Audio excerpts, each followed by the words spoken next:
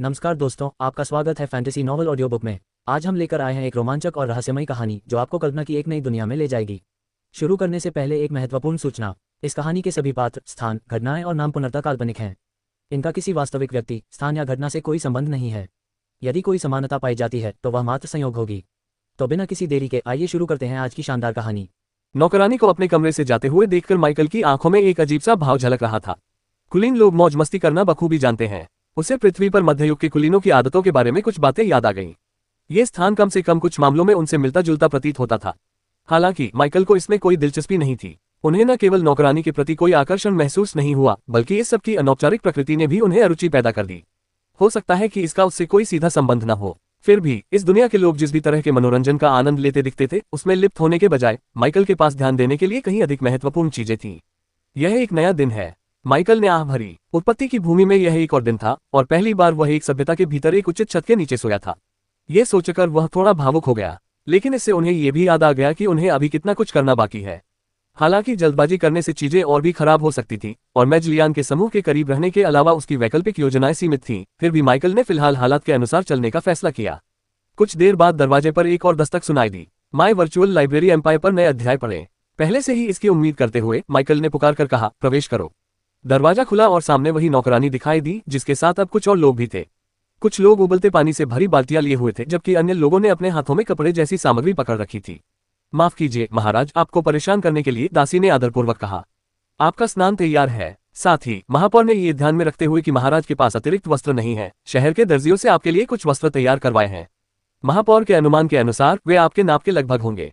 मुझे आशा है कि महाराज को इससे कोई आपत्ति नहीं होगी। नहीं, कोई बात नहीं, माइकल ने जवाब दिया। वह थोड़ा हैरान था, इतना कि उसके चेहरे पर साफ दिख रहा था। कपड़ों का मुद्दा काफी समय से उनके दिमाग में चल रहा था। उसकी योजना थी कि वह स्थानीय पोशाक हासिल करने का तरीका ढूंढते हुए अपने पुराने कपड़े ही पहनता रहेगा।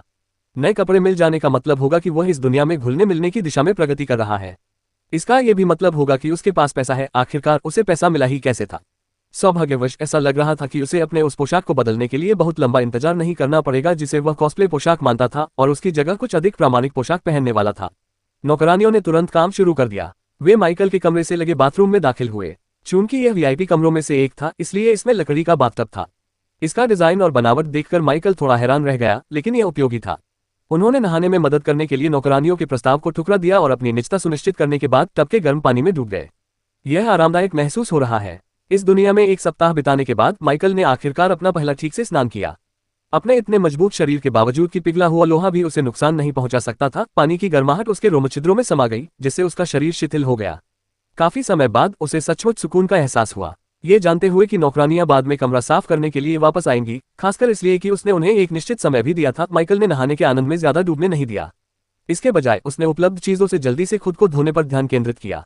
हैरानी की बात यह थी कि यहाँ साबुन की टिकिया पहले से ही प्रचलित थी, जिससे माइकल कई महीनों में खुश हुआ। फिर भी वह ये सोचने से खुद को रोक नहीं पाया कि क्या यह मूल भूमि के किसी निवासी का आविष्कार था या किसी ऐसे ही व्यक्ति का काम था, किसी दूसरे लोक से आया कोई जागृत प्राणी। अच्छी तरह से सफाई करने के बाद उसने कस्बे के मेयर द्वारा दिए गए नए कपड़े पहन लिए।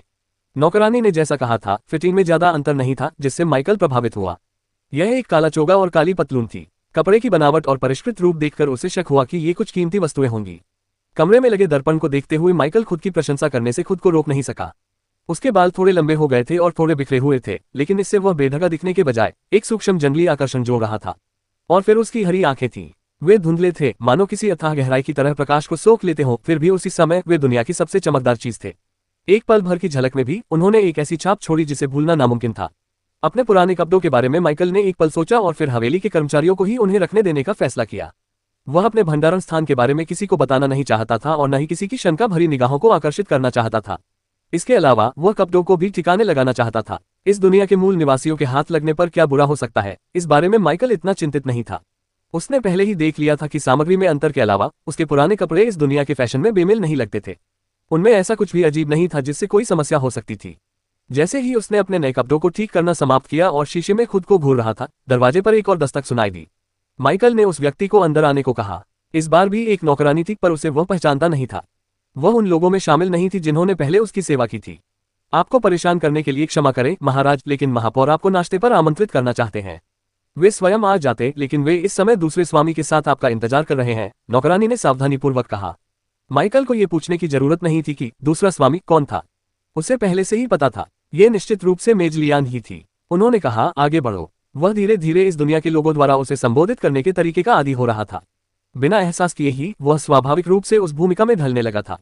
एक शांत स्वभाव के व्यक्ति के रूप में जो अकेले रहना पसंद करता था, एक आदर्श अंतर्मुखी व्यक्ति, उनका व्यवहार एक कुलीन व्यक्ति के लिए अनुपयुक्त नहीं लगता था।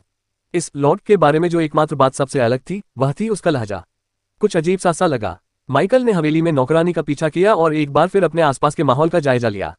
चाहे यह इमारत पृथ्वी पर हो या अरोरा में, इसकी शैली और डिजाइन इसे एक प्रमुख पर्यटक आकर्षण बना देती। लेकिन उत्पत्ति की भूमि में परिस्थितियां अलग थीं। कम से कम इन इलाकों में तो यही प्रचलित सौंदर्यबोध था।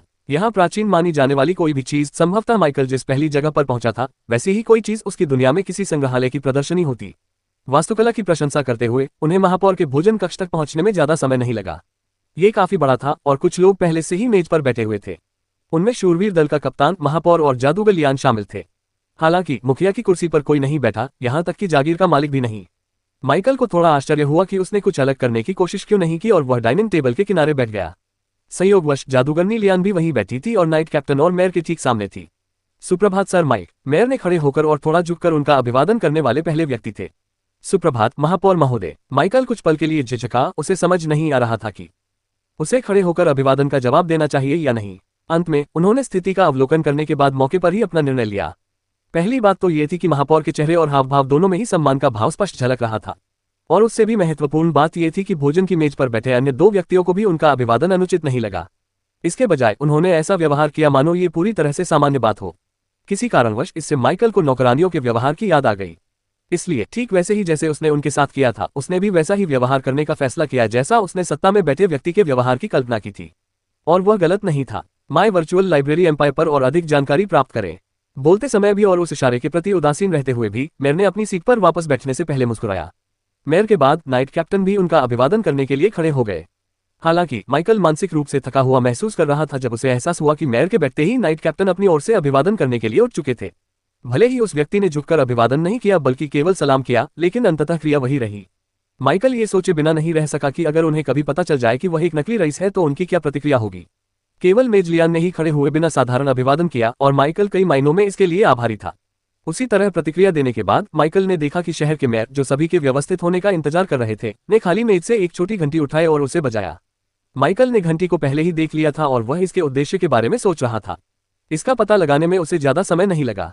कुछ ही देर में हवेली में तेज कदमों की आवाज गूंजने लगी, जिसके बाद तरह तरह के खाने की खुशबू फैलने लगी। नौकरानियां और पुरुष सेवक थालियां, प्याले और तरह तरह के व्यंजन लेकर भोजन कक्ष में आ गए। कुछ ही क्षणों में कभी खाली पड़ी मेज एक भव्य भोज से भर गई। हालांकि माइकल ने अपने चेहरे पर कोई भाव नहीं दिखाया, लेकिन वह मन ही मन प्रभावित हुआ था। उन्हें यह भी एहसास हुआ कि भोजन शुरू होने से पहले बाकी लोग उनका इंतजार कर रहे थे, लेकिन चूंकि कोई कुछ नहीं बोला और उनके पास कहने के लिए कुछ नहीं था, इसलिए उन्होंने अपना ध्यान भोजन पर केंद्रित कर लिया। और यह बहुत बढ़िया था। इसका मतलब यह नहीं था कि यह अब तक का सबसे अच्छा भोजन था जो उसने कभी खाया था। आंटी मिया की देखरेख में उसने खाना बनाना सीख लिया था और खुद को एक अच्छा रसोइया भी मानता था। बेशक आंटी मिया जो एक असली शेफ थी, भले ही वह अपने रेस्टोरेंट की हेड शेफ न हो, एक अलग ही स्तर पर थी।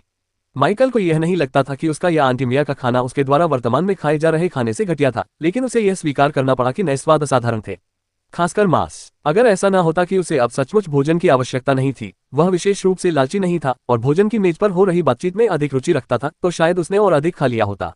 उन्हें भोजन की पूरी आवश्यकता ही उलझन में डाल रही थी। जब उनके आंकड़े अभी भी बढ़ रहे थे, तब उन्हें अपना जीवन यापन करने के लिए अधिक भोजन की आवश्यकता थी। लेकिन एक निश्चित सीमा तक पहुंचने के बाद सब कुछ बदल गया। उसकी सहनशक्ति बढ़ गई और भोजन की उसकी आवश्यकता काफी कम हो गई। फिर भी उसे इसमें कोई बुराई नहीं दिखती थी। जब तक वह सचमुच भूख की स्थिति तक नहीं पहुंचता था, तब तक ये कोई समस्या नहीं थी।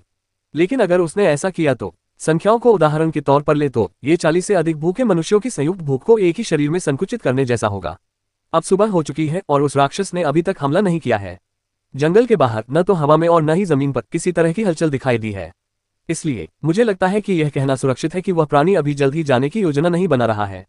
अनिश्चितता इस बात की है कि यह स्थिति कब तक बनी रहेगी और क्या उसकी कोई और योजना है। भोजन की मेज पर चारों पुरुषों के बीच यही चर्चा चल रही थी। माइकल चुपचाप सुनता रहा, लेकिन वह मेज लियान के आकलन से पूरी तरह सहमत नहीं था। पिछली रात वह पूरे शहर के ऊपर से उड़ता रहा, फिर भी किसी की नजर में नहीं आया। इससे ही साबित हो गया कि जादूगर की इंद्रियों की भी सीमाएं थीं। कौन कह सकता है कि उस राक्षस के उड़ने वाले साथी पहले से ही शहर की निगरानी नहीं कर रहे थे। हालांकि इस बात को बताने से केवल खुद को खतरे में डालने और अनावश्यक घबराहट पैदा करने का जोखिम ही होता। इसके अलावा पहले से ही आकस्मिक योजनाएं लागू थीं। मैंने राजधानी को सहायता का अनुरोध करते हुए एक संदेश भेजा है, लेकिन जैसा कि हम सभी जानते हैं, हमें व्यक्तिगत रूप से भी स्थिति की रिपोर्ट करनी होगी, मेजलियान ने कहा। उन्होंने मेयर और नाइट कैप्टन से कुछ और बातें की जबकि माइकल चुप रहा। जब उनकी बातचीत समाप्त हो गई तभी मेजलियान ने उसकी ओर रुख किया। सर माइक, अगर मुझे सही याद है तो कल आपने कहा था कि आप आयोजन स्थल के रास्ते या ड्यूक ऑफ एवरमून की प्रतियोगिता से परिचित नहीं थे, सही कहा ना? हाँ बिल्कुल सही, माइकल ने पुष्टि की और मन ही मन सोच रहा था कि यह बातचीत किस ओर जा रही है। तभी मेजलियान ने फिर से बोलना शुरू किया। तो फिर हमारे साथ यात्रा क्यों नहीं करते? मेज के शब्दों ने भोजन कक्ष में मौजूद अन्य पुरुषों से कई प्रतिक्रियाएं उत्पन्न की। महापौर ने उस युवक की ओर दोबारा नजर डाली और सोचने लगे कि क्या उसने कोई ऐसा महान कार्य किया था जिससे उसे जादूगर लियान से इतना स्नेह प्राप्त हुआ।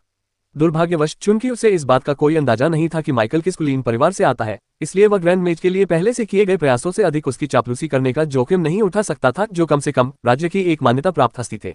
मेयर के लिए यह बेहद निराशाजनक था। उन्होंने अपने वरिष्ठों की चापलूसी और सेवा करने के कौशल से ही अपना करियर बनाया था, लेकिन अब वे अंधेरे में थे। दूसरी ओर शूरवीर कप्तान निराश होने के बजाय अधिक उत्सुक था। उसे पहले से ही संदेह था कि बूढ़ा जादूगर इस युवक को बहुत सम्मान देता है, और अब यह बात पुष्ट हो गई। अगर वह उसकी जगह होता तो वह भी ऐसा ही करता।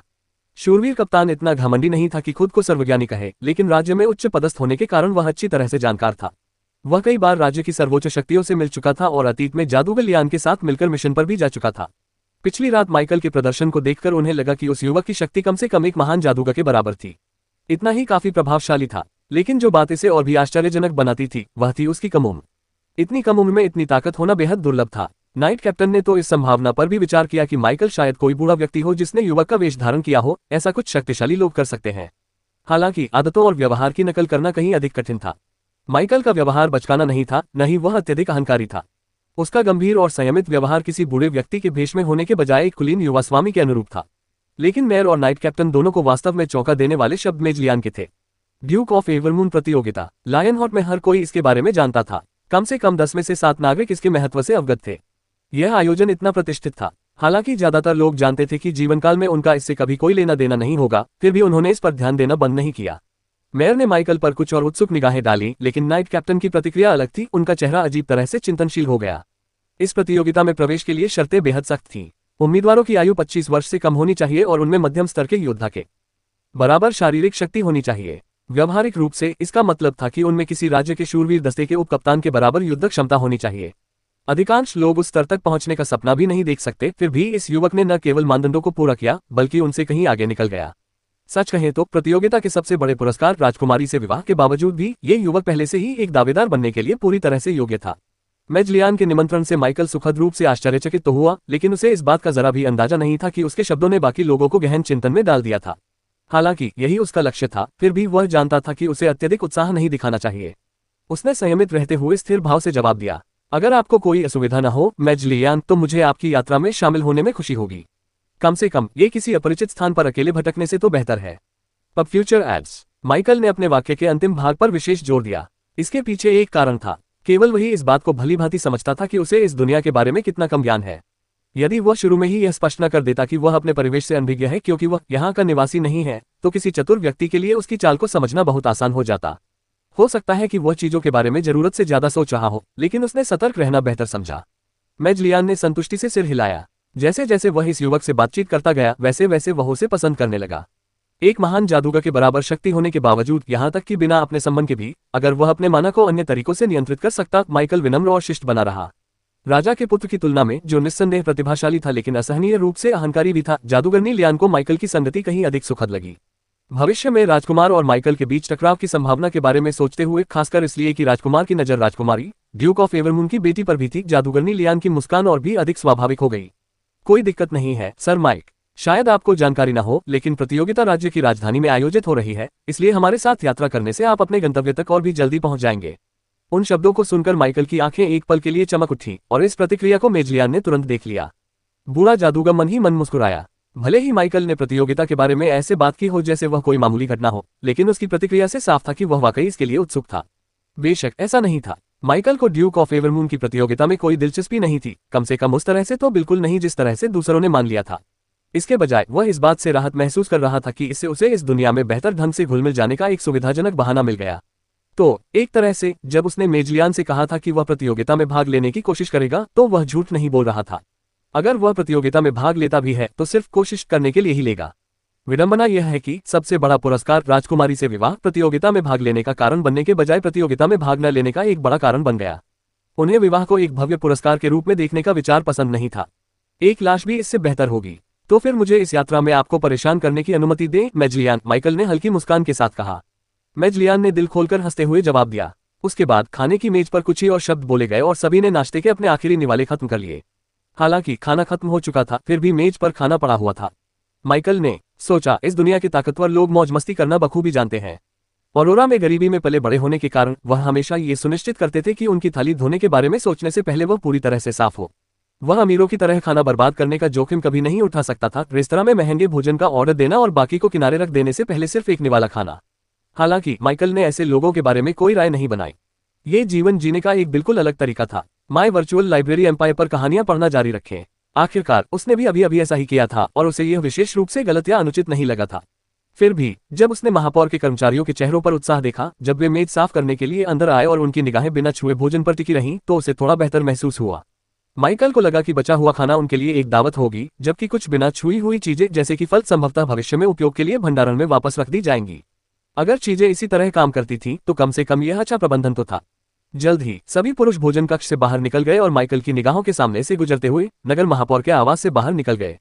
अपने आसपास हो रही बातचीत से माइकल को पता चल गया कि वे आखिरकार शहर छोड़ने वाले हैं, जिससे वह काफी उत्साहित हो गया। हालांकि जिसकी उसने उम्मीद नहीं की थी वह ये था कि अन्य शूरवीरों के साथ जुड़ने के बाद, जो पिछली रात की तुलना में कम से कम दिखावट के मामले में काफी बेहतर दिख रहे थे, जादूगर लियान और शूरवीर कप्तान उन्हें बस्ती से बहुत दूर एक छोटे से जंगल में ले गए। जैसे जैसे वे आगे बढ़ते गए, माइकल और भी ज्यादा उलझन और सतर्कता महसूस करने लगा। फिर भी उसे समझ नहीं आ रहा था कि क्या हो रहा है। इसके बावजूद उसने कुछ नहीं कहा। इसके बजाय वह बस उनके पीछे पीछे चलता रहा, ये सोचता रहा कि आखिर वे उसे कहां ले जा रहे हैं। सौभाग्यवश उन्हें जवाब के लिए ज्यादा देर इंतजार नहीं करना पड़ा। एक खुले मैदान में पहुंचने से पहले ही माइकल ने दूर से कुछ विशालकाय चीज देखी, एक विशाल जहाज जैसी वस्तु। क्या वह एक जहाज है? देखने में तो वह बिल्कुल जहाज जैसा ही लग रहा था, लेकिन अगर हम इस बात को छोड़ भी दें कि ऐसी चीज कितनी महंगी होगी, तो भला कोई जहाज जैसी चीज सुनसान जगह पर क्यों होगी? बेहद जिज्ञासु होने के बावजूद माइकल ने अपना संयम बनाए रखा और अंत में जब वह उस पात्र के सामने खड़ा हुआ तब तक शांत रहा और अंततः उसकी पूरी भव्यता को देख सका। यह बहुत बड़ा था। यह देखने में लकड़ी का बना हुआ प्रतीत होता था, फिर भी अजीब बात यह थी कि इसका प्राकृतिक रंग काला था, न कि रंगा हुआ। साथ ही इसकी बनावट से ऐसा लगता था मानो ये लकड़ी का नहीं बल्कि धातु का बना हो। इसके बाहरी ढांचे पर एक विशाल शेर के सिर का प्रतीक चिन्ह अंकित था। सब कुछ पर सरसरी नजर डालने के बाद माइकल ने अब और संकोच नहीं किया और अपने सामने मौजूद जहाज पर डिटेक्ट का इस्तेमाल किया। इसी बीच जैसे जैसे माइकल उत्पत्ति की भूमि में सभ्यता के भीतर गहराई तक जाता गया, वास्तविक दुनिया में आंटिमिया अपने दरवाजे पर खड़ी थी और अपने सामने दो लड़कियों और लड़के को एक हैरान करने वाले भाव से घूर रही थी। क्या आप कह रहे हैं कि आप तीनों मेरे भतीजे के दोस्त हैं? उसने संदेह भरी निगाहों से पूछा। वह अपनी मां को कभी नहीं जानता था। उन्होंने बताया कि बच्चे को जन्म देने के बाद उसकी मृत्यु हो गई। हालांकि कई वर्षों बाद उनकी सोच बदल गई। उनके पिता ब्रान के मन में उसके बारे में विरोधाभासी विचार थे। उसके पिता उसे दुनिया की किसी भी चीज से ज्यादा गंभीरता से लेते थे, फिर भी वह इस भावना को दूर नहीं कर सका कि ऐसा केवल इसलिए था क्योंकि वह कितना उपयोगी था, या यूं कहें कि वह कितना अनोखा था। लेकिन उम्र बढ़ने के साथ साथ एक उपकरण की तरह व्यवहार किए जाने की भावना गहरी होती गई। फिर भी ब्रान अपने पिता की इच्छाओं का पालन करने और उनका स्नेह जीतने की चाहत से खुद को रोक नहीं सका। उसने पहली बार हत्या तब की थी जब वह 7 साल का था। उनके पिता ने उनकी प्रशंसा की। अपने भीतर की विरोधाभासी भावनाओं के बावजूद इससे ब्रान को खुशी मिली। लेकिन जैसे जैसे वह ताकतवर होता गया, आम लोगों को मारना उसके पिता को संतुष्ट नहीं करता रहा। इससे ब्रान चिंतित हो गया। दुनिया में वही एक इंसान था जिसकी उसे सबसे ज्यादा परवाह थी। उसके पिता के आसपास के बाकी लोग उससे दूर से ही सम्मान करते थे और उससे शायद ही कभी बातचीत करते थे।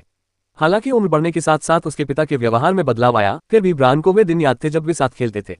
वह उन दिनों को बहुत याद करता था। उस समय की एकमात्र निशानी वे दुर्लभ क्षण थे जब वह कुछ ऐसा करता था जिससे उसके पिता संतुष्ट होते थे, जिसके बदले में उसे सिर पर एक साधारण थपथपाहट मिलती थी। उसकी उम्र कितनी भी हो जाए, उसे उस आदमी से स्वीकृति पाने की चाहत बनी रहती थी। सौभाग्य से वह खास था। जन्म से ही एक कुशल जादूगर, महान शूरवीर प्रतिभा से संपन्न। अपने पिता के मिशन की खातिर उसने कभी भी अपने नाइट प्रशिक्षण को नहीं छोड़ा, लेकिन उसने इसे धीमा कर दिया, ये सुनिश्चित करते हुए कि अधिक शक्तिशाली अलौकिक शक्तियां उसके बारे में कुछ भी अजीब महसूस न कर सकें। हालांकि एक जादूगर के रूप में अपने विकास को सीमित रखते हुए भी उन्होंने ज्ञान का संचय करना कभी नहीं रोका। यहां तक कि समान रैंक के जादूगर के प्रशिक्षु के खिलाफ भी वह नहीं हारेगा। जादूगरों की लड़ाइयों की यही खासियत नहीं थी। कभी कभी ये केवल शारीरिक शक्ति की बात नहीं होती थी। बेशक अत्यधिक ताकत मूल्यवान थी, लेकिन ज्ञान के साथ उसका उपयोग करना और भी खतरनाक था। बराबरी के मुकाबले में ये ज्ञान की प्रतियोगिता बन गई। जो भी जादू की अपनी समझ को बेहतर ढंग से लागू कर पाएगा वही जीतेगा। और हाँ, ब्रान सिर्फ एक शूरवीर ही नहीं था, वह एक जादूगर भी था। ये सब जागृति से पहले हुआ। इसका क्या मतलब था? एक कृषक की आधिकारिक भूमिका में कदम रखना लगभग निश्चित रूप से द्वितीय श्रेणी का दर्जा दिला देता था, बशर्ते कि वह उनका पिछला पेशा न हो। लेकिन ब्रान का मामला अलग था। आग के प्रति उनका लगाव उनका सर्वश्रेष्ठ नहीं था, हालांकि यह उनका दूसरा सबसे उच्च स्तर था। उन्हें हवा से सबसे अधिक लगाव था। हाँ, ब्रान ने एक भी कक्षा को नहीं जगाया। उसने 2 लोगों को नहीं जगाया। इसके बजाय उसने 3 लोगों को जगा दिया। नाइट वर्क, फायर मेज क्लास, विंड मेज क्लास, 2 दुर्लभ श्रेणियां और 1 सामान्य ग्रेड। Pub future ads. लेकिन ये बात सिर्फ वही जानता था। अगर कोई साथी अवेकनर उस पर डिटेक्ट का इस्तेमाल भी करता है तो भी उन्हें उसका पेशा सिर्फ फायर मेज के रूप में ही दिखाई देगा, अन्य 2 कभी नहीं। उस क्षण से सब कुछ वैसा ही हो गया जैसा उसके स्कूल के शिक्षकों ने सोचा था। एक प्रतिभाशाली व्यक्ति और भी अधिक प्रतिभावान बन गया। वे सही थे, लेकिन वे गलत भी थे। ब्रान सिर्फ एक प्रतिभाशाली व्यक्ति नहीं थे जो और भी अधिक प्रतिभाशाली बन गए। वह एक राक्षस था। हालांकि जब उन्हें पहली बार इस बात का एहसास हुआ तो इससे उन्हें ज्यादा खुशी नहीं मिली। जब उसके पिता ने जोर से हंसते हुए उसकी प्रशंसा की और उसे गले लगा लिया, तभी उसे वास्तव में अद्भुत महसूस हुआ। हालांकि वह अपने पिता की आंखों में गहरी होती निगाहों को देख सकता था, वह निगाहें जो उसे महज एक उपकरण के रूप में देखती थी, ब्रान को अब इसकी परवाह नहीं थी। वह धीरे धीरे ये स्वीकार करने लगा था कि केवल वही लोग मायने रखते हैं जो लाभ पहुंचा सकते हैं। आपने कहा कि आप मेरे भतीजे के दोस्त हैं। ब्रान ने अपने सामने खड़ी महिला पर एक नजर डाली। वह हद से ज्यादा कमजोर थी, लेकिन उन्होंने अपनी सार्वजनिक छवि को बरकरार रखा। न केवल इसलिए कि उसे अपने पिता की योजना के लिए इसे लंबे समय तक बनाए रखना था, बल्कि इसलिए भी कि उसके पीछे वाले अपार्टमेंट में कुछ ऐसा था जिसने उसके दिल को कपकपा दिया था। एक जादूगर के रूप में अपनी तीव्र इंद्रियों के बल पर वह दरवाजे के पीछे 4 शक्तिशाली उपस्थिति का पता लगा सकता था। उनमें से 3 बातों ने उसके दिल को थोड़ा सा कपकपा दिया। मीरा के अलावा, जो एक विशेष प्रतिभा और योग्यता वाली लड़की थी जिसके लिए उसने पहले से ही योजना बना रखी थी, उसका मानना था कि वुडस्टोन सिटी में वे ही एकमात्र अद्वितीय अवेकनर थे। लेकिन अब ये शक्ति क्या थी? उसे बाहर से ही इसका आभास हो गया था। वे मरे हुए लोग। ये माइकल कौन था जिसके बारे में वे बात कर रहे थे? वह इतना शक्तिशाली कैसे हो सकता है? नहीं, वह उससे इतना अधिक शक्तिशाली कैसे हो सकता है? फिर भी उसके दिमाग में उमड़ रहे विचारों के बवंडर के बावजूद ब्रान ने कोई प्रतिक्रिया नहीं दिखाई। सामने बैठी महिला द्वारा बोले गए सरासर झूठ को सुनने के बाद भी। माफ कीजिए, मेरा भतीजा इस समय व्यस्त है और मुझे नहीं पता कि वह कहाँ है। आपकी अगली पुस्तक माय वर्चुअल लाइब्रेरी एम्पायर पर उपलब्ध है। अंततः उन तीनों के पास माइकल के समुदाय को छोड़ने के अलावा कोई विकल्प नहीं बचा था। उन्हें प्रिंसिपल से उसका पता मिल गया था, जिन्होंने एक महत्वपूर्ण घोषणा के लिए सभी जीवित अवेकनरों को इकट्ठा किया था। लेकिन आश्चर्य की बात नहीं है कि वे माइकल से मिल नहीं पाए। लड़कियों ने सोचा था कि यह उससे मिलने और कुछ बातों पर चर्चा करने का अच्छा मौका है, लेकिन वे असफल रहीं। जहां तक चाची के शब्दों की बात है, उनकी कार्यप्रणाली को एक तरफ रख दे तो वह एक बेहद खराब झूठी थी। उन्होंने उसकी बात पर विश्वास नहीं किया। उच्च कोटि की इंद्रियों वाले प्रथम श्रेणी के जागृत व्यक्तियों के रूप में वे ये बता सकते थे कि माइकल अंदर मौजूद है, लेकिन यह महसूस करते हुए कि वह स्थिर रहा, उसकी उपस्थिति एक परिचित मरे हुए व्यक्ति की आभा से जुड़ी हुई थी, उन्होंने अनुमान लगाया कि वह संभवतः उत्पत्ति की भूमि में था। और चूंकि वे जबरदस्ती अंदर नहीं घुस सके, इसलिए उन्होंने हार मान ली। तारांकन तारांकन तारांकन तारांकन। माइकल को इस बात का बिल्कुल भी अंदाजा नहीं था कि उसके सहपाठी उसके घर उससे मिलने आए हैं, और इसके बजाय वह अपना ध्यान केंद्रित किए हुए अपने सामने मौजूद विशाल जहाज को विस्मय से घूर रहा था। उड़ने वाला जहाज। इसके अलावा कुछ अन्य विवरणों के साथ डिटेक्टिव ने उसे बस इतना ही बताया था। अधिक जानकारी जुटाने के बाद माइकल ने जहाज के बारे में और भी बहुत कुछ देखना शुरू कर दिया। जैसे जैसे वह करीब आता गया, उसकी इंद्रियां तेज होती गईं और उसने उससे निकलने वाली हल्की जादुई तरंगों को महसूस किया। दरअसल ऐसा महसूस हो रहा था मानो पूरा जहाज माना ऊर्जा से ढका हुआ हो। सर माइक इस बारे में क्या सोचते हैं? उसके बगल में एक जानी पहचानी आवाज सुनाई दी। माइकल ने अपना सिर थोड़ा सा घुमाया। यह मेजलियान थी। वह एक पल के लिए रुका, फिर जवाब दिया, ये वाकई एक अद्भुत नजारा है, उन्होंने थोड़ी देर हिचकिचाने से पहले कहा। फिर थोड़ा जोखिम उठाते हुए उन्होंने आगे कहा, यह काफी सक्षम उड़ने वाला जहाज लगता है। इसके पीछे एक कारण था। अपने मूल देश में वह अनिवार्य रूप से डिटेक्ट क्षमता का उपयोग करेगा। यदि वह पूरी तरह से अज्ञानी नहीं दिखना चाहता तो कुछ ऐसी चीजें थीं जिनके बारे में उससे जानकारी होने की अपेक्षा की जानी चाहिए। इस उड़ने वाले जहाज की तरह एक कुलीन होने के नाते यह स्वाभाविक ही था कि वह इस तरह की किसी चीज को पहचान ले, है ना? और जहां तक इस बात का सवाल है कि क्या वह जहाज वास्तव में एक सक्षम उपकरण था, चूंकि यह सीधे राज्य और शाही परिवार के अधीन सेवा करने वाले शूरवीरों से संबंधित था, इसलिए यह किसी भी तरह से निम्न गुणवत्ता का नहीं होना चाहिए। इसके अलावा इसकी दिखावट ही बहुत कुछ बयां करती थी। सौभाग्यवश ऐसा प्रतीत हुआ कि उनकी बातें स्वीकार्य थीं। मेजलियान ने प्रसन्नता भरी मुस्कान बिखेरी। सर माइक वाकई दूरदृष्टि के धनी व्यक्ति हैं। माइकल के होंठ हल्के से फड़फड़ाए, लेकिन उसने जवाब में कुछ नहीं कहा। सौभाग्यवश मेजलियान ने इस विषय को आगे नहीं बढ़ाया। इसके बजाय उन्होंने पास ही खड़े नाइट कैप्टन की ओर देखा। जल्दी करो और जहाज चलाओ, हमें जल्द से जल्द राजधानी पहुंचना होगा। शूरवीर कप्तान ने जरा भी संकोच नहीं किया और तुरंत उन शूरवीरों को निर्देश देना शुरू कर दिया जो अभी भी चल सकते थे। माइकल ने देखा कि उनमें से जादूगरों ने मंत्रों का जाप किया, जिससे जहाज की दीवार में एक छेद खुल गया और फिर सभी को अंदर जाने में मदद मिली। अंदर का हिस्सा काफी विशाल था। दीवारों में जड़े हुए चमकते पत्थरों ने आसपास के वातावरण को रोशन कर दिया, जिससे एक नर्म स्थिर प्रकाश फैल गया। जहाज की बाहरी बनावट को देखकर ही माइकल ने अनुमान लगा लिया था कि इसमें कई मंजिलें होंगी और उसका अनुमान सही था। इसमें 5 थे। तीसरी मंजिल पर वीआईपी मेहमानों के कमरे थे, जिनमें से एक कमरा उनके लिए आरक्षित किया गया था। हालांकि वह तुरंत वहां नहीं बसे। इसके बजाय वह मेजलियान के पीछे पीछे सबसे ऊपरी डेक पर चला गया। मेजलियान ने उसे न केवल जहाज की उड़ान भरने का साक्षी बनने के लिए आमंत्रित किया था, बल्कि माइकल को संदेह था कि वह उससे बातचीत करने के लिए भी आमंत्रित कर रहा था। उस बूढ़े जादूगर ने विदाई को कोई बहुत बड़ी घटना के रूप में नहीं बताया था, बल्कि उनका निमंत्रण साथ में समय बिताने और बातचीत करने का एक बढ़िया बहाना लगा। माइकल को बातचीत करने में ज्यादा दिलचस्पी नहीं थी। वह समझ गया था कि मेजलियान उसके बारे में जानने के लिए उत्सुक है, लेकिन वह बोलने के बजाय सुनना पसंद करता था। उसे अब भी खुद पर भरोसा नहीं था कि वह कोई गलती नहीं करेगा। फिर भी सीधे तौर पर इनकार करना कोई विकल्प नहीं था, खासकर तब जब उस बूढ़े जादूगर ने खुद माइकल के कमरे में आकर झुककर निमंत्रण दिया था। इसके अलावा माइकल को जहाज की उड़ान भरने के बारे में थोड़ी जिज्ञासा भी थी, और कुछ ही समय बाद उसने खुद को उड़ते हुए जहाज के ऊपर खड़ा पाया और अपने सामने अनंत तक फैले विशाल नीले आकाश को निहार रहा था। माइकल ने मानो खाली आसमान की प्रशंसा की। किसी कारणवश उसे यह एहसास अच्छा लगने लगा था, शीर्ष पर खड़े होकर नीचे की दुनिया को निहारना। जैसे ही वह अपने सामने फैले विशाल भूभाग को निहारता रहा, मेजलियान, जो अब तक चुप रही थी, आखिरकार बोली, सर माइक, मुझे आश्चर्य है कि क्या आप एक विशेष अवसर में रुचि रखेंगे। माइकल तुरंत सतर्क हो गया। उसने अपने चेहरे पर इसका कोई आभास नहीं होने दिया और हमेशा की तरह जवाब दिया, और वह किस तरह का अवसर होगा? उन्होंने पूछा। सोलफुल फ्रूट प्राप्त करने का एक मौका, एक आत्मा जादुई तालाब का फल। माइकल के चेहरे पर थोड़ी सी उलझन झलकने से खुद को रोकना मुश्किल था। हालांकि मेजलियान उनकी प्रतिक्रिया से विशेष रूप से आश्चर्यचकित नहीं दिखी। ऐसा लगता है कि सर माइक को इस प्राकृतिक खजाने के बारे में पता ही नहीं है। इसमें कोई हैरानी की बात नहीं है, ये बेहद दुर्लभ है।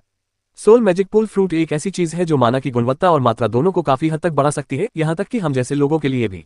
लेकिन मैंने एक अभिलेख में पढ़ा है कि इसका असली महत्व कहीं और है। जैसे जैसे मेजलियान का स्वर गंभीर होता गया, माइकल ध्यान से सुनता रहा। यह आत्मा को भी मजबूत करता है, वास्तव में इसे इसका प्राथमिक प्रभाव माना जाता है। हालांकि आत्मा एक ऐसी चीज है जिसमें मुख्य रूप से महान जादूगर और योद्धा ही रुचि रखते हैं, फिर भी ये बहुत फायदेमंद है। मेजलियान के बोलते ही माइकल को बेचैनी महसूस होने लगी थी। हालांकि जब उसने खजाने का नाम सुना तो उसकी चिंता जल्द ही जिज्ञासा में बदल गई। महान योद्धा, महान जादूगर, उन्हें इस बात का जरा भी अंदाजा नहीं था कि इस दुनिया में इन उपाधियों का कितना महत्व है। आज भी उन्हें आत्मा का अर्थ स्पष्ट रूप से समझ नहीं आया था, लेकिन उनके पास उससे मिलती जुलती एक चीज जरूर थी, उनकी प्रतिभा। सच कहें तो ये कहना गलत होगा कि उसकी प्रतिभा सीधे उसकी आत्मा पर निर्भर थी, क्योंकि उसने कभी भी इस अलौकिक सत्ता के साथ संवाद स्थापित नहीं किया था। लेकिन अलौकिक दुनिया की गहरी कार्यप्रणाली से अनभिज्ञ होने के कारण वह कोई निष्कर्ष निकालने को तैयार नहीं था। हालांकि एक चीज ऐसी थी जिसमें उसकी आत्मा में वृद्धि निश्चित रूप से मदद कर सकती थी। अनुबंध के लिए और अधिक पद उपलब्ध होंगे। कॉन्ट्रैक्ट स्लॉट जितने ज्यादा होंगे उतने ही ज्यादा मरे हुए लोग होंगे। जितने ज्यादा मरे हुए लोग होंगे उतने ही ज्यादा विकास अंक मिलेंगे। अधिक विकास अंक का मतलब था अधिक शक्तिशाली और विविध प्रकार के मरे हुए प्राणी। यह एक अंतहीन लाभकारी चक्र था। हर लेवल पर 2 कॉन्ट्रैक्ट स्लॉट मिलना बुरा नहीं था। कई बार माइकल को शक होता था कि यह क्लास कितनी कमजोर है, खासकर तब जब उसे इवोल्यूशन पॉइंट्स की कमी से निराशा होती थी। लेकिन शांत होने पर उसे हमेशा एहसास होता था कि ऐसा नहीं है। केवल इसलिए कि नेक्रोमेंसर थे, इसका मतलब यह नहीं था कि वे जादूगरों की तरह व्यवहार नहीं कर सकते थे। संक्षेप में, ये किसी भी अन्य जादूगर वर्ग की तरह काम करता था, सिवाय एक अतिरिक्त क्षमता के जो इसे खुद को बनाए रखने की अनुमति देती थी। अनंत मरे हुओं को नियंत्रित करने में असमर्थता ने भी इस वर्ग को कमजोर नहीं बनाया। अगर नेक्रोमेंसर अनंत संख्या में मरे हुओं को नियंत्रित कर सकते तो इस वर्ग को दुर्लभ नहीं बल्कि अद्वितीय माना जाता। दूरदर्शिता रखने वाला कोई भी व्यक्ति इस कक्षा की भयावह क्षमता को देख सकता था। तो क्या हुआ अगर आपके पास अनुबंध के कुछ ही अवसर सीमित थे? अगर आप उन्हें अपने जितने ही शक्तिशाली मरे हुए लोगों से भर सके तो क्या आपको और अधिक की आवश्यकता होगी? बेशक, जैसे जैसे कोई ताकतवर होता जाता, ऐसे शक्तिशाली मरे हुओं को ढूंढना और मारना उतना ही मुश्किल होता जाता। लेकिन कौन कह सकता था कि सदियों के अस्तित्व के बाद उच्च स्तरीय नेक्रोमेंसरों ने अपनी श्रेणी की पूरी क्षमता का प्रदर्शन नहीं किया था। ऐसे व्यक्तियों के पास मौजूद शक्ति के स्तर की केवल कल्पना ही की जा सकती है।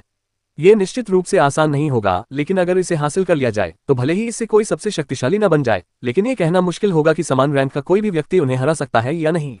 और मौजूदा माइकल उस क्षमता का एक आदर्श उदाहरण था। क्या यह आत्मा को उन्नत कर सकता है? उसने अंततः पूछा। मुझे ऐसा ही लगता है, जादूगरनी लियान ने उत्तर दिया। यह एक ऐसा खजाना है जिसके बारे में मैंने वर्षों पहले राज्य के पुस्तकालय में पढ़ा था। मुझे बस यह नहीं लगा था कि मैं अपने हालिया साहसिक अभियान में वास्तव में इसे पालूंगी। माइकल ने अपनी आंखें थोड़ी सिकुड़ी। तुम इसे अपने पास क्यों नहीं रख रहे हो? असली सवाल तो यही था, है ना? कोई व्यक्ति स्वेच्छा से इतना अनमोल खजाना क्यों साझा करेगा? कम से कम वो तो ऐसा नहीं करेगा। वो ऐसा क्यों करेगा? ये स्पष्ट था कि मेजलियान ने अभी तक उसे सब कुछ नहीं बताया था। और माइकल सही था। इसकी रक्षा 2 शक्तिशाली राक्षस कर रहे हैं, मेजलियान ने स्वीकार किया।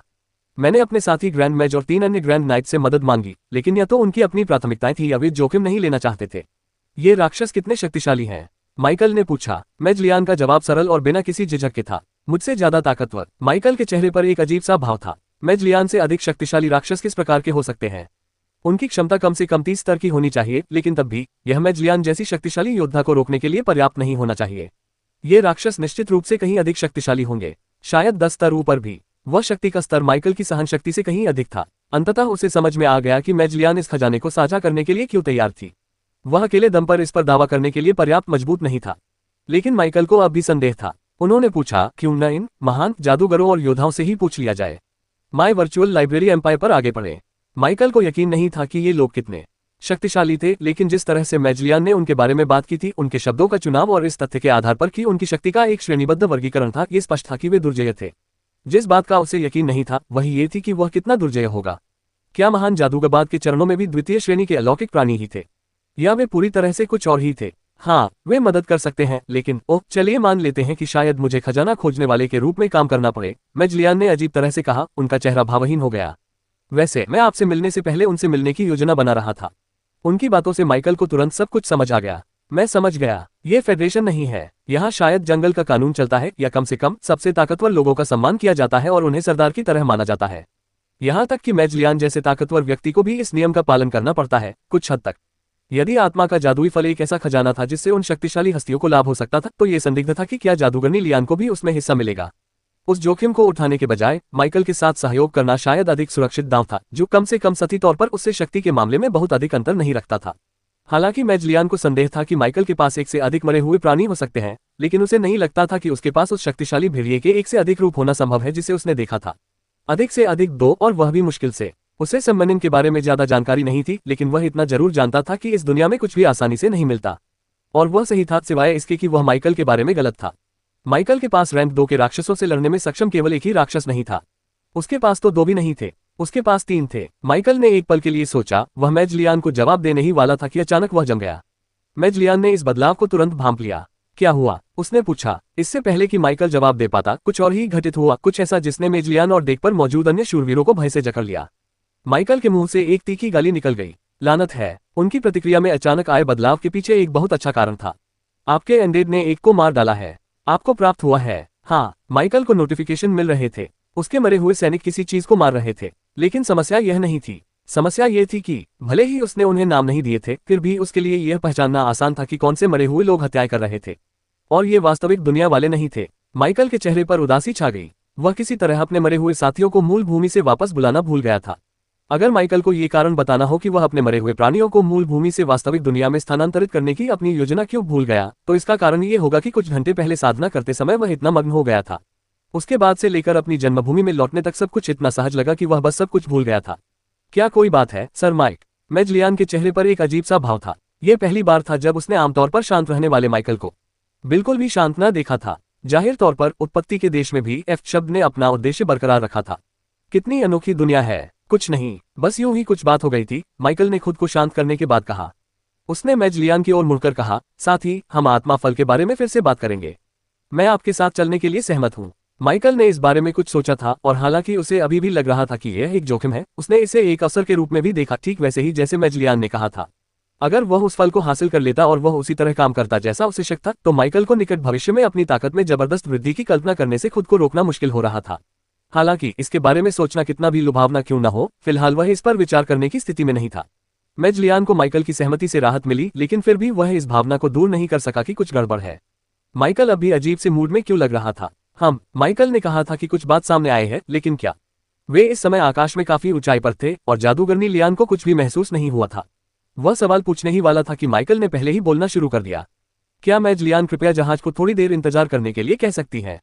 माइकल ने अजीब से भाव से पूछा। उसे अभी भी सूचनाएं मिल रही थी, इसका मतलब था कि उसके मरे हुए सैनिक इस समय किसी चीज से लड़ रहे थे, और इस बात से वह चिंतित था। भले ही स्थिति बहुत गंभीर ना हो, फिर भी जब तक वह वहां मौजूद नहीं होगा उसे चैन नहीं मिलेगा। उसके मरे हुए सैनिक न केवल एक निवेश और उसकी ताकत का हिस्सा थे, बल्कि वे उसके विकास बिंदुओं का प्राथमिक स्रोत भी थे। अपनी आधी सेना को भी खोना, खासकर अब जब वह विकास अंत का एक और दौर हासिल करने वाला था, ऐसा कुछ नहीं था जिसे वह बर्दाश्त कर सकता था।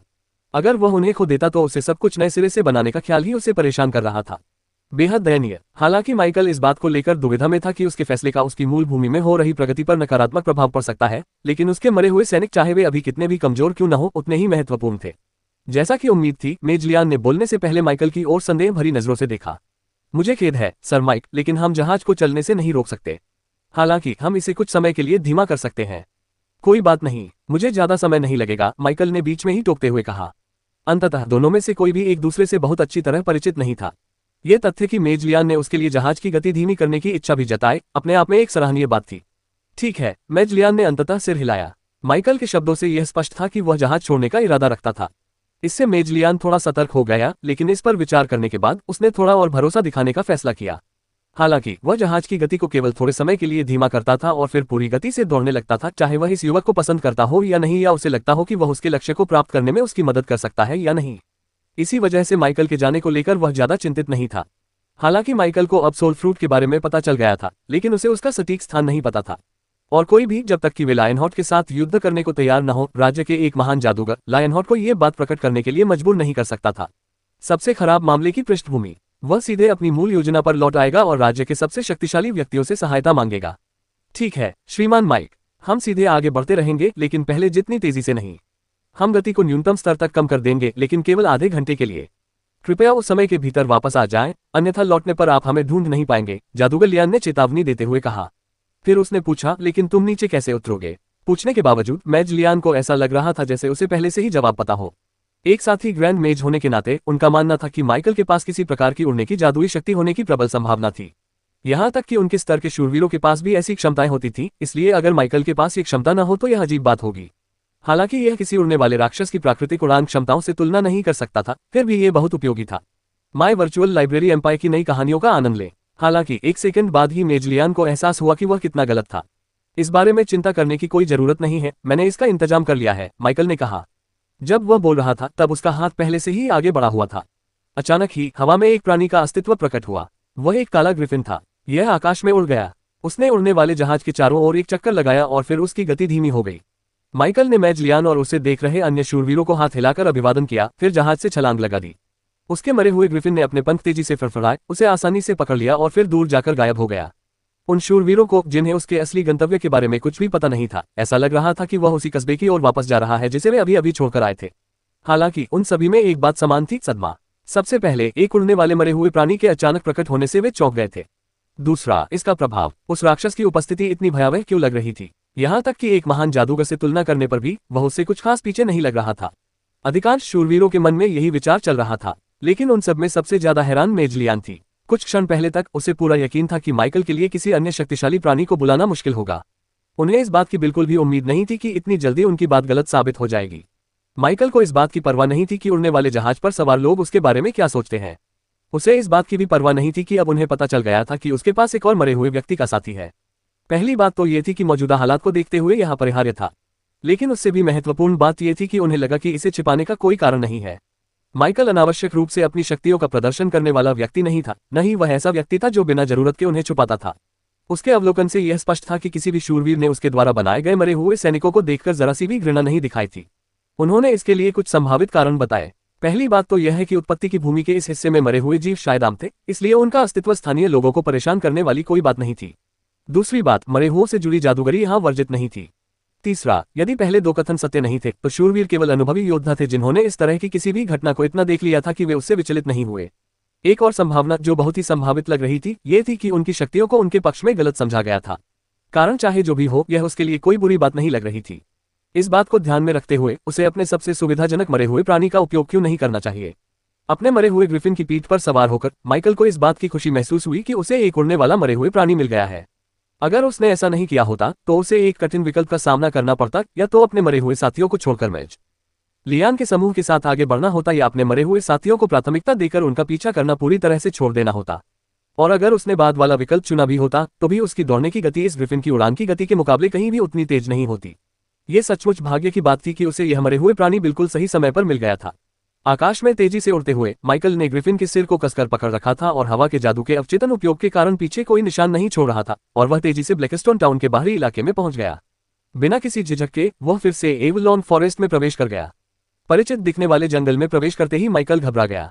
वह जानता था कि पेड़ों के इस विशाल विस्तार में कहीं न कहीं एक ऐसा राक्षस छिपा हुआ है जो उसे मार सकता है। माय वर्चुअल लाइब्रेरी एम्पायर के साथ अपने रोमांच को जारी रखें। हालांकि कुछ दिन पहले की तुलना में वह काफी मजबूत हो गया था, लेकिन इस प्राणी के पिछले कार्यों से यह स्पष्ट था कि केवल वही नहीं बल्कि और भी प्राणी बेहतर हो रहे थे। कौन कह सकता था कि अपनी इस नई ताकत के बावजूद उसका जीवित रहना केवल अपरिहार्य को टालने का मामला नहीं होगा। तो हाँ, भले ही माइकल को इस बात पर संदेह था कि राक्षस इस समय शहर के बाहरी इलाके में घूम रहा होगा, फिर भी वह सतर्क रहा। आखिरकार अन्य राक्षसों को नियंत्रित करने की इसकी क्षमता का मतलब था कि इसकी जागरूकता किसी एक स्थान तक सीमित नहीं थी। माइकल की प्राथमिकता सीधी सादी थी, अपने मरे हुए साथियों को वापस लाना, उन्हें वास्तविक दुनिया में वापस ले जाना और लौटाना। फिलहाल वास्तविक दुनिया में सत्ता का उपयोग इतना अनियंत्रित था कि उसे बड़े पैमाने पर दहशत फैलाने की चिंता करने की जरूरत नहीं थी। अधिक से अधिक उसका घर किसी प्रकार के मनोरंजन स्थल में परिवर्तित हो सकता है। काश उत्पत्ति की भूमि में उसके पास अपने मरे हुओं को छिपाने के लिए कोई जगह होती, तो माइकल को इस बात से कोई आपत्ति नहीं होती कि उनमें से कुछ यहाँ नहीं है। यहाँ के मुख्य कार्य पूरे करने के बाद मैं अपने सभी अनसमन किए गए अनडेड पर अनडेड समनिंग का उपयोग करूंगा। उम्मीद है अगर किस्मत साथ दे तो मैं अपने समन की संख्या बढ़ा सकूंगा और बाहर प्रकट किए जाने वाले अनडेड की संख्या कम कर सकूंगा। उसके मन में कई विचार उमड़ रहे थे, लेकिन माइकल ने जरा भी संकोच नहीं किया। वह उस स्थान की ओर बढ़ता रहा जहां उसने अपने मरे हुए साथियों को छोड़ा था। वहां उसे सन्नाटे का सामना करना पड़ा। उसके मन में कहीं न कहीं इस बात की आशंका पहले से ही थी जब उसके द्वारा राक्षसों को मारने की सूचनाएं आनी बंद हो गई थी। हालांकि जमीन पर बिखरे हुए मारे गए राक्षसों के अवशेषों को देखकर वह और भी ज्यादा निराश हो गया। हालांकि उसके सिस्टम पैनल ने पुष्टि की कि उसने कोई भी मरे हुए प्राणी को नहीं खोया था, लेकिन उसे ये देखकर आश्चर्य हुआ कि उनमें से बहुत कम ही घायल हुए थे। उसके नए समन जैसे कि आर्मर क्रिकेट और स्पेक्ट्रल एंट पूरी तरह से सुरक्षित थे। केवल उसके अधिक शक्तिशाली मरे हुए प्राणी जैसे कि ओर्क्स की खराब हालत में प्रतीत हो रहे थे। फिर भी जब उसने देखा कि युद्ध क्षेत्र की सफाई करते समय उन्होंने राक्षसों के अवशेषों को किस तरह व्यवस्थित किया था, तो माइकल के चेहरे पर एक अजीब सा भाव उभर आया। वे शायद उतने ही बुद्धिमान हैं, या शायद उनसे थोड़े ज्यादा बुद्धिमान भी हैं, जितने कि मैंने वास्तविक दुनिया में छोड़े हैं। हालांकि यह अच्छी खबर थी, लेकिन उनके पास जश्न मनाने का समय नहीं था। उसकी निगाह पास ही पड़े एक राक्षस के शव पर टिक गई। भ्रष्ट नियंत्रित राक्षस स्तर 15। अन्य लोगों का स्तर भी लगभग औसत ही था। सिस्टम ने उनके नाम दर्ज करने की जहमत तक नहीं उठाई। अगर माइकल उन्हें पहचानना चाहता तो उसे यह काम मैन्युअल रूप से करना पड़ता, लेकिन वह इतनी गहराई तक जाने में खास दिलचस्पी नहीं रखता था। और इसका कारण सरल था, उन सभी राक्षसों के शरीर पर काले रंग के टेंटिकल्स फैले हुए थे। मैजलियान का अनुमान गलत लगता है। शायद उस राक्षस को पास की बस्ती के बारे में सचमुच कोई जानकारी नहीं है, लेकिन उसकी नजरें जंगल पर जरूर टिकी हैं। जहां तक उसके इरादों की बात है, वे शायद खुद के अलावा किसी और के लिए अच्छे नहीं हैं। जब माइकल इस बारे में सोच रहा था तो वह निष्क्रिय नहीं बैठा रहा। हवा में रहते हुए ही उसने मानसिक रूप से अपने सभी मरे हुए साथियों को आदेश दिया कि वे राक्षसों के शवों को तुरंत छूना बंद कर दें। कुछ क्षणों के लिए उसने स्वयं एक शव का निरीक्षण करने के लिए नीचे उतरने पर विचार किया, लेकिन उसने तुरंत उस विचार को त्याग दिया। वह उस राक्षस से कोई वास्ता नहीं रखना चाहता था, कम से कम अभी तो नहीं। ये सब हो जाने के बाद हवा में ही उसने अपने सभी मरे हुए सैनिकों को जंगल से बाहर निकलने का आदेश दिया। अपने पिछले अनुभव से उसने ये जान लिया था कि जब भी उस राक्षस के सेवक मरते थे तो वह उनके शवों को वापस लाने के लिए दूसरों को भेजता था। अगर वे जीव यहाँ उसे पकड़ लेते तो माइकल के पास लड़ने के अलावा कोई विकल्प नहीं बचता, और वह इससे बचना चाहता था। हालांकि वह इस बात को स्वीकार नहीं करेगा, लेकिन उसे इस बात का भरोसा नहीं था कि अगर उसे दोबारा उस राक्षस का सामना करना पड़ा तो वह दूसरी बार बच पाएगा। विडंबना यह है कि उत्पत्ति की भूमि में जागृत लोगों के लिए मृत्यु आमतौर पर सबसे कम डरावनी चीज थी, लेकिन माइकल के लिए कहानी कुछ और ही थी। यहाँ जो एकमात्र चीज उसे मार सकती थी, वही चीज उसे सचमुच में भी मार सकती थी। हालांकि माइकल जानता था कि उसकी खराब शुरुआत काफी हद तक उसके खराब भाग्य के कारण थी, फिर भी इससे उसे कोई बेहतर महसूस नहीं हुआ। माइकल बिना किसी परेशानी के एवलॉन फॉरेस्ट से बाहर निकल गया, लेकिन फिर भी उसके चेहरे पर उदासी छाई रही। उसे यह एहसास होता रहता था कि जब वह अंदर था तो कोई उसे देख रहा था, फिर भी उसने कितनी भी कोशिश की वह कुछ भी या किसी को भी नहीं देख पाया था। माइकल को नहीं लगता था कि उसकी सहज प्रवृत्ति गलत थी। शायद ऐसा हो सकता है, लेकिन मौजूदा हालात को देखते हुए वह अपनी शंकाओं को खारिज करने के बजाय अत्यधिक सतर्क रहना पसंद करेगा। हालांकि वह और उसके मरे हुए लोगों का समूह जंगल से सफलतापूर्वक निकल गया था, लेकिन वे ब्लैकस्टोन टाउन के आसपास कहीं भी नहीं गए।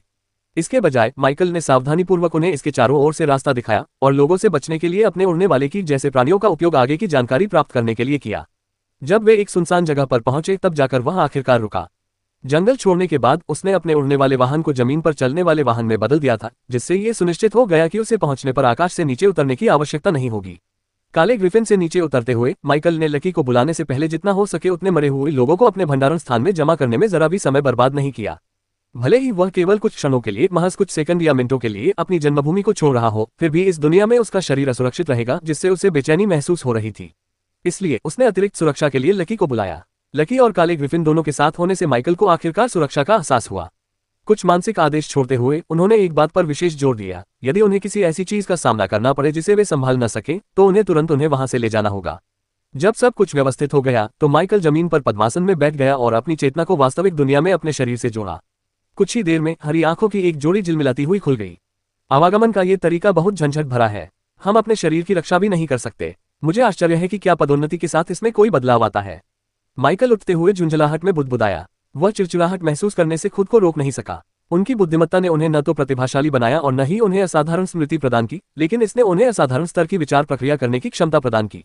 यही एक कारण था कि उसके लिए सीखना मुश्किल नहीं था, बशर्ते वह आवश्यक समय दे, और यही कारण था कि वह उन लड़ाइयों में भी टिक पाता था जहां एक सेकंड के भीतर दर्जनों हमले होते थे। इतनी बौद्धिक क्षमता के साथ उन्हें लगा कि यदि संभव हो तो एक साथ दो शरीरों को नियंत्रित करना, हालांकि चुनौतीपूर्ण है, असंभव नहीं होना चाहिए।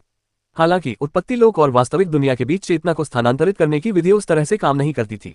जैसे ही ये विचार उसके मन में कौंधे, माइकल, जिसने अपने कमरे में मौजूद उस मरे हुए व्यक्ति को भगाने की जहमत नहीं उठाई थी क्योंकि वह उसके यहाँ काम खत्म होने के बाद अपना काम जारी रखेगी, अपने अपार्टमेंट की खिड़की से कूद गया। बाहर उजाला था, दोपहर। सड़कें उतनी खाली नहीं थी जितनी सुबह सुबह थी जब शहर किसी भूतिया कस्बे जैसा लग रहा था, लेकिन लोग अभी भी दूर दूर थे, जिससे माइकल को अपना काम करने के लिए काफी जगह मिल रही थी। पहले तो किसी ने कुछ भी असामान्य नहीं देखा, लेकिन जैसे जैसे समय बीतता गया, किसी ने पूछे बिना नहीं रह सका, क्या उस आदमी का समन पहले से थोड़ा ज्यादा सख्त नहीं लग रहा है? वास्तविक दुनिया में भी आम जनता माइकल के मरे हुए प्राणियों को सम्मन कहती थी। यह अपरिहार्य था। जादुई प्राणियों को बुलाने और भगाने की क्षमता आम जनता की नजर में एक सम्मनकर्ता की भूमिका से ज्यादा मेल खाती थी, न कि किसी जादूगर की। फिर और भी सवाल पूछे गए। ये आंकड़े धूसर क्यों हैं?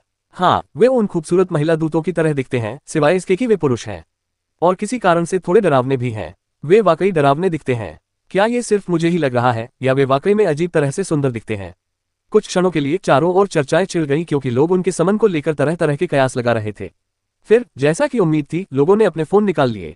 कुछ ने रिकॉर्डिंग शुरू कर दी तो कुछ ने तस्वीरें खींच ली। और बस इसी तरह माइकल एक बार फिर अप्रत्यक्ष रूप से इंटरनेट पर मशहूर हो गया।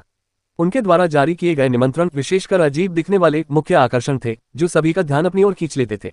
शुरू से अंत तक माइकल ने एक बार भी अपना चेहरा नहीं दिखाया। अगर वह चाहता भी तो अब बहुत देर हो चुकी थी। अब तक वह मूल भूमि में वापस आ चुका था और अपने मरे हुए ग्रिफिन पर सवार होकर आकाश में उड़ रहा था, ताकि वह जादूगर लियान और राज्य के शूरवीरों को ले जा रहे उड़ने वाले जहाज से मिल सके। माइकल और उसका अमर ग्रिफिन बेहद तेज गति से आकाश में उड़ रहे थे। कुछ बार हवाई यात्रा करने के बाद माइकल के लिए उड़ान भरने की कोई वास्तविक सीमा नहीं रह गई थी। इसी वजह से और इस तथ्य के कारण कि उसे समय पर जहाज पर वापस पहुंचने की जल्दी थी, उसने अपनी वर्तमान गति या ऊंचाई के बारे में जरा भी नहीं सोचा। सौभाग्य से कुछ देर उड़ने के बाद उसने दूर से एक परिचित उड़ने वाला जहाज देखा। जैसे जैसे वह करीब आता गया, उसके दिल को सुकून मिला। ये सचमुच वही जहाज था जिसे वह पीछे छोड़ आया था। जिस समय माइकल ने उड़ने वाले जहाज को देखा, उसी समय जहाज पर सवार कुछ तेज और चौकस लोगों ने भी उसे देख लिया। सबसे पहले मेज लियान थी, जिन्होंने बाकी सभी से पहले माइकल को भांप लिया था। कारण कोई जटिल बात नहीं थी। सम्मानकर्ता और सम्मान दोनों की संयुक्त आभा इतनी शक्तिशाली थी कि वह मानव ध्यान आकर्षित करने के लिए चीख रही थी। जैसे ही माइकल उड़ने वाले जहाज के शीर्ष पर पहुंचा, उसने अपने मरे हुए ग्रिफिन को अपने भंडारण स्थान में छोड़ दिया और डेक पर शान से उतर गया, जहां शूरवीर उसे विस्मय से देखते रहे। मेजलियान की ओर बढ़ते हुए माइकल ने अभिवादन करने वालों को हाथ हिलाकर और सिर हिलाकर अभिवादन किया। क्या आपकी समस्याएं हल हो गई हैं, सर माइक? जी हाँ, प्रतीक्षा करने के लिए आपका बहुत बहुत धन्यवाद। माइकल वास्तव में आभारी था। हालांकि वह हमेशा अपने मरे हुओं को प्राथमिकता देता था, लेकिन केवल ईश्वर ही जानता था कि क्या उसे इस दुनिया के मूल निवासियों के साथ फिर कभी ऐसा सहज और सुचारू संबंध बनाने का मौका मिलेगा जैसा कि अभी है। यह एक अनमोल वस्तु थी। कोई बात नहीं, मेजलियान ने मुस्कुराते हुए कहा। चूंकि सर माइक अब यहाँ है, इसलिए अब और इंतजार करने की जरूरत नहीं है। जी हाँ, पूरी गति से आगे बढ़ो। उसने जहाज की छत पर स्थित ड्राइविंग सेक्शन में तैनात नाइट को आदेश चिल्लाकर दिया और उसी के साथ जहाज अधिकतम गति से आगे बढ़ गया। इससे पहले कि जहाज पूरी गति से आगे बढ़े, माइकल ने महसूस किया कि उसकी पूरी संरचना पर माना ऊर्जा की परत चढ़ी हुई है। और फिर धमाका। जैसे जैसे जहाज अविश्वसनीय गति से आगे बढ़ा, उनके आसपास का दृश्य धुंधला होता चला गया। एक औजार तो बस एक औजार ही होता है, माइकल के मन में यही विचार आया। जहाज की पूरी गति उसके मरे हुए ग्रिफिन की गति से कहीं अधिक थी और उसे इस बात का गहरा संदेह था कि यह उसकी अधिकतम क्षमता भी नहीं थी। बहरहाल, ये पहले की तुलना में कहीं अधिक तेज था जब से उसने पहली बार इसमें सवार हुआ था, जिससे माइकल को इस बात की खुशी हुई कि वह समय पर लौट आया था। अगर उसे जरा सी भी देर हो जाती तो वह अपना मौका पूरी तरह से खो देता। शुरू में तो उसने यही सोचा था कि जरूरत पड़ने पर वह जहाज को पकड़ सकता है, लेकिन अब जहाज की गति देखकर उसे एहसास हुआ कि वह कितना गलत था। साथ ही वह उस राज्य की अपार समृद्धि को देखकर आह भरे बिना नहीं रह सका जिसकी सेवा मेजलियान करता था। उड़ने वाला जहाज श्रेणी दुर्लभ, एक 3 सितारा दुर्लभ श्रेणी की वस्तु। माइकल उस कीमत की कल्पना भी नहीं कर सकता था, लेकिन उसे संदेह था कि अगर वास्तविक दुनिया में सुपरहीरोज एसोसिएशन की शाखा इसे बेचती है तो इसकी उपयोगिता, उद्देश्य और स्पष्ट दुर्लभता को देखते हुए इसका मूल्य आसानी से कम $100 मिलियन से शुरू होगा। किसी राज्य के पास ऐसी संपत्ति का होना, साथ ही मेजलियान जैसे व्यक्तियों का होना जो आम लोगों की नजरों में एक तरह से देवता थे, स्पष्ट रूप से असाधारण बात थी। अपने गंतव्य को लेकर माइकल की उम्मीदें और भी बढ़ गईं। अंत में मेजलियान और माइकल ने कुछ ही शब्द कहे और फिर अलग हो गए। उनकी संक्षिप्त चर्चा में कुछ मामूली विषयों पर बात हुई, लेकिन मुख्य ध्यान प्राकृतिक खजाने से संबंधित उनके सौदे पर ही केंद्रित रहा। मेज लियान के अनुसार वे ब्लैकस्टोन टाउन की घटना की सूचना राज्य को देने के बाद ही खजाने के स्थान की ओर प्रस्थान करेंगे। यह मामला प्राथमिकता से संबंधित था और इसमें देरी नहीं की जा सकती थी। हालांकि माइकल फल पाने के लिए उत्सुक था, लेकिन वह इसके पीछे का कारण समझता था। किसी को नहीं पता था कि खजाना हासिल करने में कितना समय लगेगा या फिर उसे हासिल कर भी पाएंगे या नहीं। हालांकि उस राक्षस के बारे में जानकारी को उस खजाने के लिए टालना जो कहीं जाने वाला ही नहीं था, नासमझी होगी। मेज लियान ने उसे आश्वस्त किया कि खजाने का स्थान ढूंढना आसान नहीं है। उसने स्वयं इस बात का आश्वासन दिया था। फिर भी अगर देरी के कारण कुछ भी होता तो उसे जिम्मेदार ठहराया जाता, और हालांकि उसने स्पष्ट रूप से ऐसा नहीं कहा था, माइकल समझ सकता था कि उसकी शक्ति से प्राप्त स्थिति के बावजूद इसका परिणाम उसके लिए अच्छा नहीं होगा। शॉप एवरीथिंग यू नीड, सीमो। शॉप एवरीथिंग यू नीड, सीमो। Shop everything you need, open AliExpress app. Shop everything you need, open AliExpress app. इन सभी बातों को ध्यान में रखते हुए माइकल के पास राजधानी पहुंचने तक इंतजार करने के अलावा कोई विकल्प नहीं था।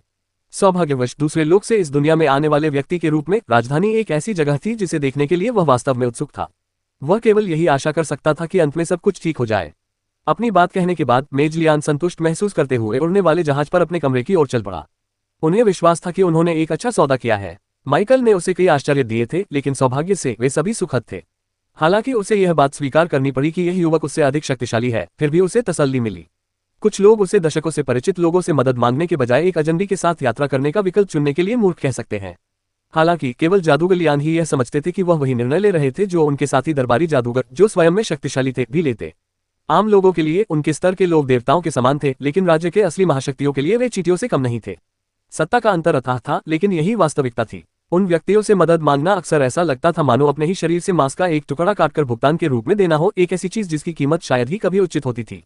माइकल ने शायद इसकी पुष्टि न की हो, लेकिन मेज लियान को पता था कि आत्मा के फल उससे ऊपर के स्तर के लोगों के लिए भी कुछ लाभ रखते हैं।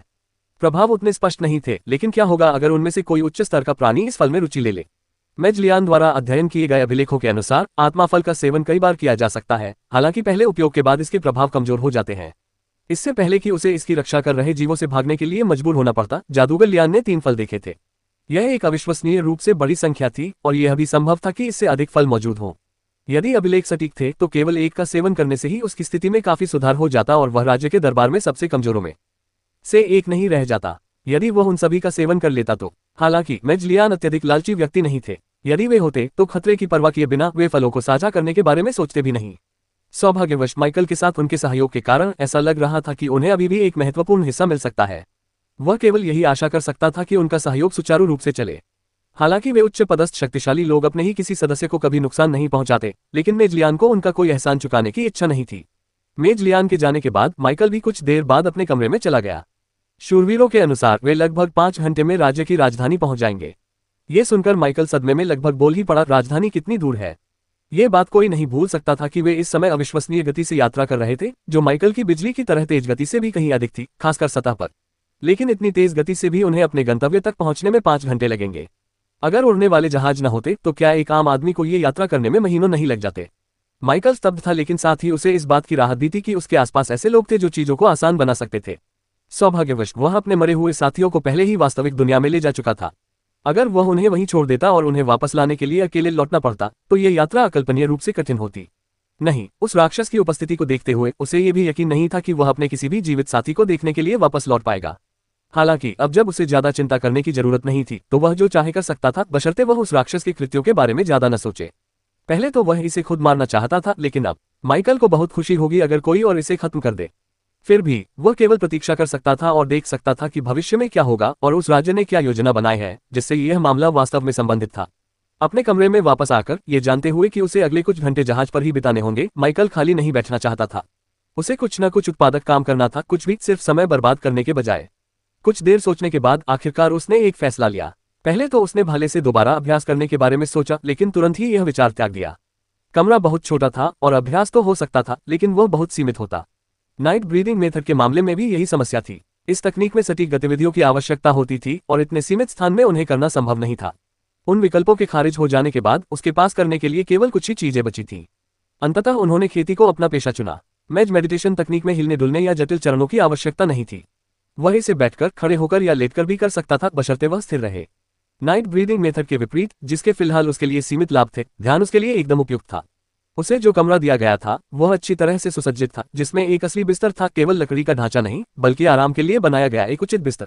सब कुछ साफ सुथरा था, जो इस बात का संकेत था कि जहाज का रखरखाव अच्छी तरह से किया जाता था और नियमित रूप से उसकी सफाई की जाती थी। माइकल ने इस बारे में ज्यादा नहीं सोचा और बस बिस्तर पर बैठ गया।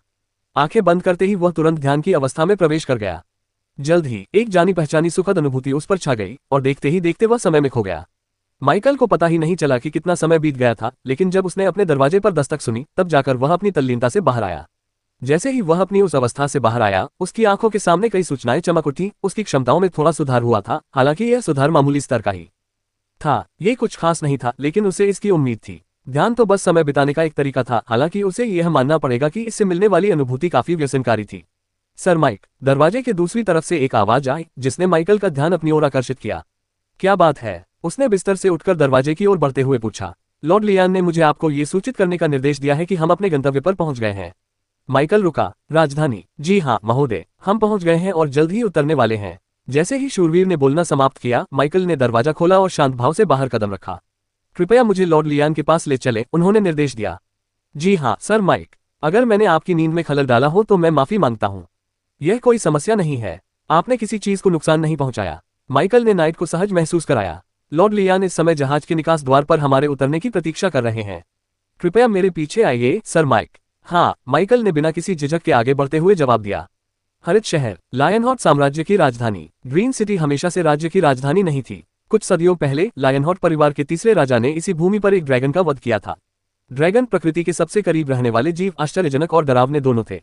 उनकी उपस्थिति मात्र ही श्रद्धा का भाव जगाती थी और उनकी शक्ति पौराणिक थी। मारे गए ड्रैगन के रक्त का उपयोग करके तीसरे राजा ने भूमि को आशीर्वाद दिया, जिससे उसकी मानव ऊर्जा का घनत्व बढ़ गया। अपनी पत्नी तीसरी रानी, जो संरचनाओं में निपुण एक महान जादूगरनी थी, की सहायता से शाही परिवार पिछली राजधानी से इस भूमि पर स्थानांतरित हो गया। क्षेत्र में समृद्ध माना को सील करके और एक ऐसे ड्रैगन के आशीर्वाद का उपयोग करके जिसने एक नियम में महारत हासिल कर ली थी, लायनहॉट परिवार, जो कभी साम्राज्य के भीतर एक छोटे से राज्य के मात्र शासक थे, एक दुर्जय शक्ति में परिवर्तित हो गया। उनकी शक्ति ने अनेकों में भय उत्पन्न कर दिया और परिणामस्वरूप उनके वंशजों ने राज्य को उसकी वर्तमान ऊंचाई तक पहुंचाया। अब लायनहॉट साम्राज्य के 3 सबसे शक्तिशाली राज्यों में से एक था। यदि उनका इतिहास अपेक्षाकृत छोटा न होता तो वे शायद सबसे शक्तिशाली राज्य होते।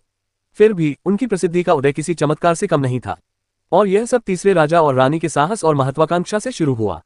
तीसरे राजा और रानी सचमुच अद्भुत हैं, माइकल ने अपनी आवाज में थोड़ी सी श्रद्धा के साथ धीरे से कहा। उसकी निगाहें अपने सामने खड़ी विशाल पत्थर की मूर्तियों पर टिकी रहीं। वे बेहद बारीकी से गढ़ी गई थीं, लगभग सजीव सी लग रही थीं और उन महान शासकों के सार को समाहित कर रही थी जिन्होंने उसके राज्य के भाग्य को नया रूप दिया था। ग्रीन सिटी के केंद्र में स्थित भव्य चौक पर तीसरे राजा और रानी की प्रतिमाएं शान से खड़ी थीं। एक ही विशाल, शक्ति से परिपूर्ण शिलाखंड से तराशी गई ये प्रतिमाएं एक लगभग मूर्त उपस्थिति का अनुभव कराती थीं, मानो स्वयं वे उस राज्य की रक्षा कर रही हो जिसे उन्होंने गढ़ा था।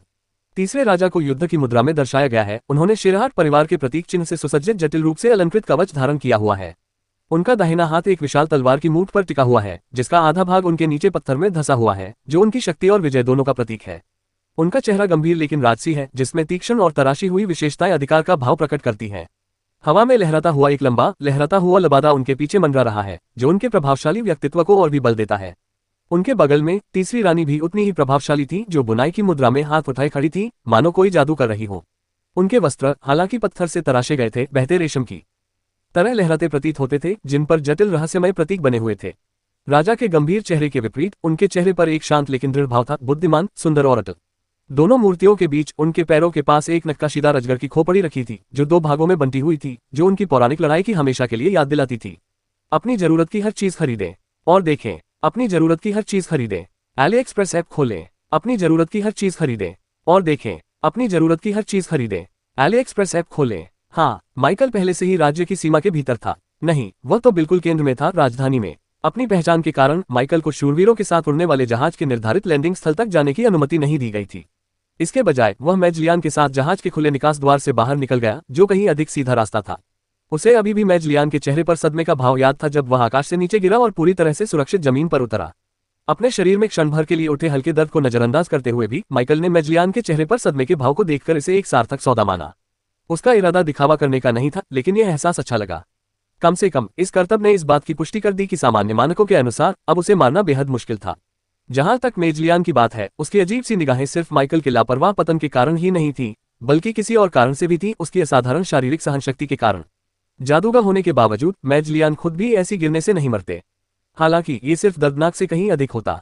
माइकल ने जिस आसानी से इस चोट को झेल लिया, उससे उन्हें उस युवक की वास्तविक क्षमताओं का फिर से आकलन करने पर मजबूर होना पड़ा। उस क्षण के बाद दोनों एक विशेष द्वार से राजधानी में प्रवेश कर गए, जिससे उन्हें तुरंत शहर के भीतरी हिस्से में जाने की अनुमति मिल गई। मेजलियान की बदौलत, जिन्होंने खुद को एक उपयुक्त मेजबान बनने का दायित्व सौंपा था, माइकल अपने वर्तमान स्थान के बारे में अधिक जानने में सक्षम हुआ। राजधानी को 3 प्रमुख क्षेत्रों में विभाजित किया गया था। बाहरी शहर की सबसे बड़ा और सबसे अधिक आबादी वाला हिस्सा है, जिसमें आम लोग, व्यापारी और निचले स्तर के अधिकारी रहते हैं। भीतरी नगर एक अधिक समृद्ध और सुव्यवस्थित क्षेत्र, जहां उच्च पदस्थ जादूगर, शूरवीर और सरकारी अधिकारी निवास करते थे। यह व्यापार और वाणिज्य का केंद्र भी था। कोर्ट राज्य का सबसे विशिष्ट और कड़ी सुरक्षा वाला क्षेत्र, जहां राज्य के सबसे शक्तिशाली व्यक्ति रहते थे, जैसे कि कुलीन वर्ग और सबसे महत्वपूर्ण शाही परिवार। इस क्षेत्र में महल, शाही अकादमी और विभिन्न विशिष्ट संस्थान थे, जिनमें उचित दर्जे या निमंत्रण के बिना कुछ ही लोग प्रवेश कर सकते थे। माइकल ने शहर के भीतरी हिस्से को पूरी तरह से निहारा, क्योंकि उसकी नकली पहचान उसे यहीं तक ले जा सकती थी। उसकी निगाहें विशाल शहरी परिदृश्य पर घूमती रहीं। ये जगह बहुत विशाल थी, और इस दुनिया में आने के बाद पहली बार उसने इसके वास्तविक पैमाने का भार महसूस किया। ये शानदार था। मुझे क्षमा करें, श्रीमान माइक, लेकिन मुझे राजा को अपनी रिपोर्ट देने के लिए राजधानी के मुख्य क्षेत्र में जाना होगा। क्या आपको रहने के लिए जगह ढूंढने में मेरी सहायता की आवश्यकता होगी? ये सुनकर माइकल के चेहरे पर दुविधा के भाव उभर आए। वह बूढ़े जादूगर का वास्तव में आभारी था कि उसने उसे इतनी सुविधाजनक पहचान दी, लेकिन साथ ही वह इस भावना को भी दूर नहीं कर सका कि वह स्थिति का बहुत अधिक फायदा उठा रहा है। जैसे अभी इसी वक्त, आदर्श रूप से, ये सबसे अच्छा होगा यदि मेजलियान उनके आवास की जिम्मेदारी संभाल ले। क्योंकि फिलहाल माइकल कंगाल था, लेकिन जिसकी उन्हें उम्मीद नहीं थी वह ये था कि, माफ कीजिए सर माइक, और कृपया बुरा न माने, लेकिन क्या आप शायद कंगाल हैं? एक पल के लिए माइकल को लगा कि आकाश पहले कभी इतना सुंदर नहीं दिखा था। क्या ये सिर्फ उसे ही लग रहा था, या आकाश में उड़ते पक्षी भी उस पर हंस रहे थे?